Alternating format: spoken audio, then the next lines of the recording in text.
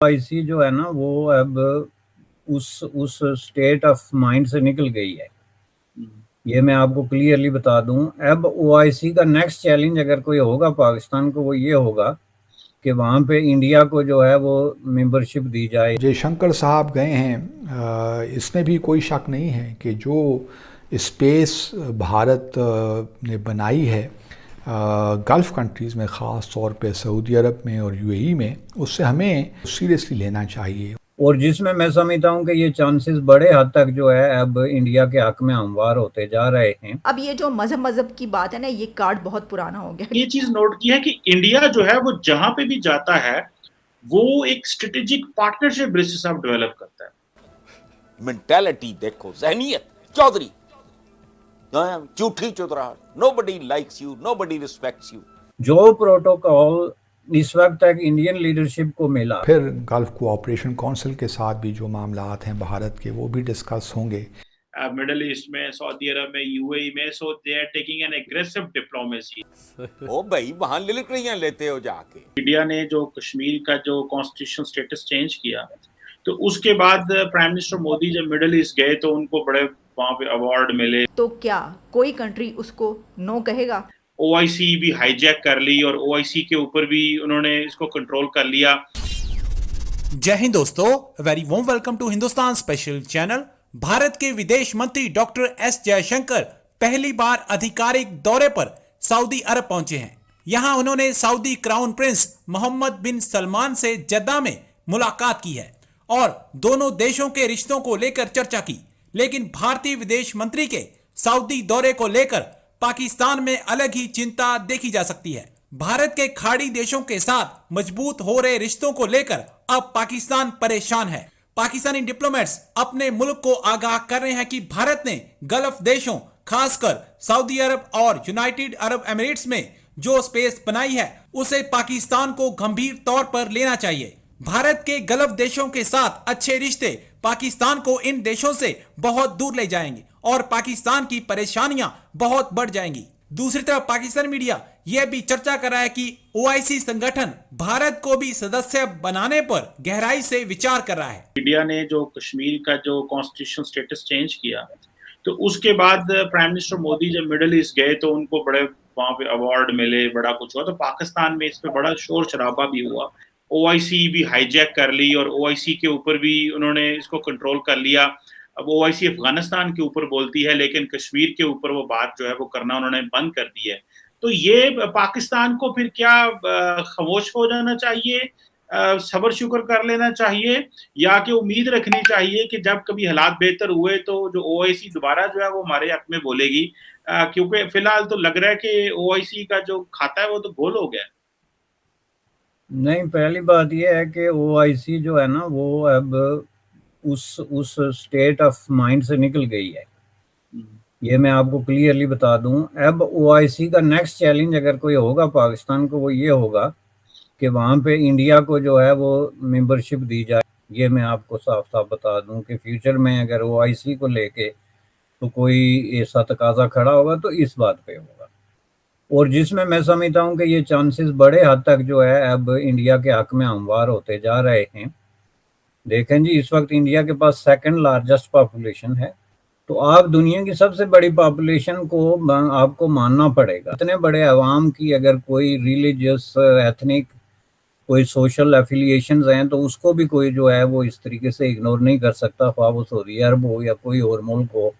और महज इस बुनियाद पे कि पाकिस्तान में कुछ लोग इस्लाम के नाम पे इक़्तिदार से चिमटे होते हैं, इसलिए उनके कहने पे वो इंडिया की इतनी बड़ी मुस्लिम पॉपुलेशन को या अवाम को दत्कार दे कि नहीं जी आपसे हमारा कोई ताल्लुक नहीं। ये तो हो नहीं रहा, हो नहीं सकता। और ये जो हुआ है, गलत हुआ है, ये मैं आपको हिस्ट्री में बताता हूँ।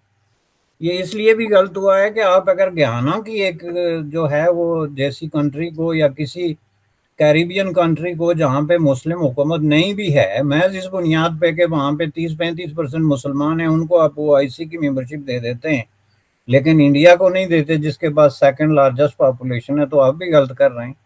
और जाहिर है कि ये दुनिया इतनी स्याह और सफ़ेद नहीं है, ये भी मुझे कोई मगालता नहीं। लेकिन जहाँ आप इतनी बेउसूली की पॉलिटिक्स करना शुरू हो जाएं और छलांगे लगाना शुरू हो जाएं, वहाँ बिलाखिर आपके रास्ते जो हैं वो बंद होते हैं।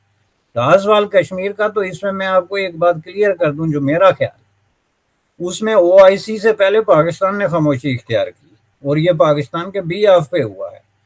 OIC جو ہے وہ کوئی ہاؤس آف کارڈز یا کیا کہتے ہیں اس کو، کوئی ایسی چیز نہیں ہے کہ جب مرضی آپ اس کو بٹن دبا کے چپ کرا دیں اور جب مرضی بٹن آن کر کے تو دوبارہ اس کو چیخنے چلانے پہ مجبور کریں۔ ظاہر ہے کہ آپ نے ایک عرصے تک اس کو اسی طریقے سے یوز کیا جو کہ ان کو ریئلائز ہوا۔ ٹرائی کا آپ یوں سمجھ لیں کا نتیجہ یہ نکلا کہ انہوں نے پورے ڈور اوپن کیے انڈیا کے سامنے اور انڈیا کو ایکسپلین کیا کہ اس میں ہمارے ایشو پہ یہ ہیں، یعنی کشمیر پہ انہوں نے ٹوٹل وہی پوزیشن اختیار کی جو انڈیا کی آفیشیل پوزیشن ہے، جس کے نتیجے میں جا کے ان کا تعلق جو ہے وہ بہت زیادہ گہرا ہو گیا، اور اس کے مظاہر آپ مختلف طریقوں سے دیکھ رہے ہیں، جس میں ان کی انویسٹمنٹ، ان کی ٹریڈ، ان کے جو فائنینشیل ٹائز ہیں، اور سب سے بڑھ کے تو انڈیا کا یہ کلیئر کٹ قسم کا انکار کہ جی مسئلہ کشمیر پہ ہم یہ نہیں کر سکتے جو ہم پہلے کرتے رہے، OIC کو استعمال ہونے سے روکنا، یہ ساری چیزیں جو ہے شامل ہیں۔ جے شنکر صاحب گئے ہیں، اس میں بھی کوئی شک نہیں ہے کہ جو اسپیس بھارت نے بنائی ہے گلف کنٹریز میں، خاص طور پہ سعودی عرب میں اور UAE میں، اس سے ہمیں تھوڑا بہت یہ ہے کہ اس کو سیریسلی لینا چاہیے۔ ان کے تعلقات بالکل اچھے ہوں، ہمیں اس سے کوئی اس طرح ڈائریکٹ سروکار نہیں ہے، لیکن کویسچن یہ ہے کہ وہ ہماری کاسٹ پہ نہیں ہونا چاہیے، ہمارے انٹرسٹ کی کاسٹ پہ نہ ہوں۔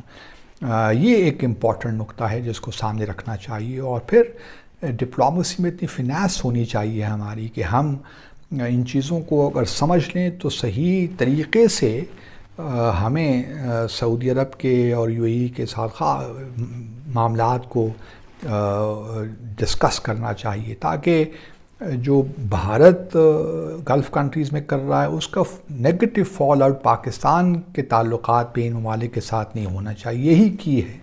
اور اگر ہمارے انٹرسٹ اس سے خطرے میں پڑتے ہیں تو پھر آبویسلی ہمارے لیے ہماری ایک لحاظ سے سفارتکاری کی ناکامی ہی میں کہوں گا کہ ہو جاتی ہے۔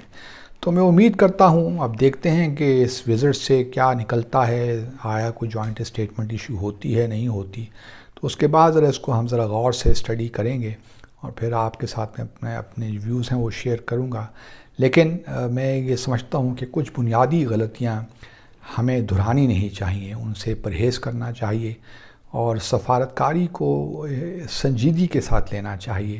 بہت مذاق ہم نے کر لیا، اور اب وقت ہے کہ ہم ہر قدم پھونک پھونک کے لیں تاکہ وہ غلطیاں نہ دہرائیں جو ہم ماضی میں بھی کرتے رہے ہیں، اور خدا را اس سے بھی ذرا ہٹ جائیے کہ ہم ایران اور سعودی عرب کے درمیان کوئی رول پلے کر سکتے ہیں، اس کی بھی ہمیں we should not appear as if we are punching above our weight، وہ یہ باتیں بھی اب ختم ہو جانی چاہیے۔